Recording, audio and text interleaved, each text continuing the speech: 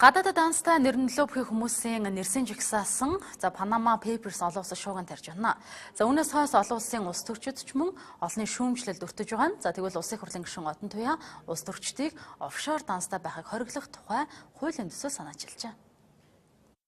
Төрчдийг гадаадад их хэмжээний офшор данстай байх хооронд дотооддоо эргэлдүүлж, эх орныхоо хөгжилд хувь нэмэр оруулахыг улсын хурлын гишүүн Одон Туяа уриаллаа.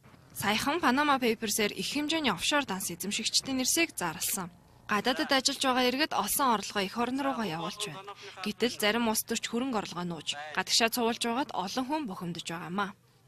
Энэ бол маш буруу. Одоо хэрэг байдаг бол ил гаргаад одоо тэр мөнгө төгрөгийг одоо авчрах хэрэгтэй. Ард түмнээ бодох хэрэгтэй.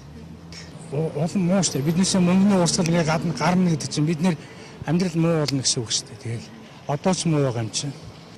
Энэ одоо улсын хөрөнгөийг гадаад хайчаад өөртөө тэнд одоо аривжуулж их хэмжээгээр мөнгө үрж байгаа хэрэг шүү дээ. Монголын ард түмний хөрөнгийг үрж байгаа асуудал байна. Банкнд харуулсан хөрөнгөнд Монголынхаа эдэлгийг аривжуулах хэрэгтэй шүү дээ. Тэгэхгүй гадаадны эдэлгийг аривжуул тэнд мөнгө гэдэг шиг үгсэг байх уу? Ер нь бол тийм шүү дээ. Тэгэл баялаг гарч ирнэ гэдэг чинь бүх юм гарч ирнэ гэсэн үг шүү дээ. Монгол улс өөрөө цаашдаа ерөөсөө бидэн орших тийм боломжгүй дархлаагүй болохыг л үндэслэхгүй. Бас нэг жижиг элемент л.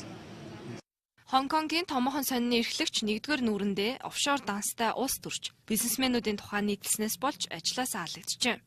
Энэ нь цагаа олоогүй хэвлэн нийтлэх эрх хэрэгжүүлэг богдулсан гэж иргэдэн эсэргүүцэлтэй байгаа юм. Энэ мэтчлэн булхаан илрэх үед улс төрчид болон эрх мэдэл бүхий хүмүүс барьцаалдаж байна. Хүн гадаадад бол данстай өмчтөө байх асуудал бол хүний одоо хувь хүний асуудал тийм ээ, эрхийн асуудал. Гэхдээ ялангуяа одоо ингээд улс орнуудад их тохиолдож байна. Төрийн өндөр дээд албан тушаалтай хүмүүс бол гадаадад өмчтөө данстай байх нь өөрөө одоо их цохимжгүй асуудал гэж би үзэж байгаа. За өмнө байсан нь одоо тэгээ байдгаараа байд юм байж.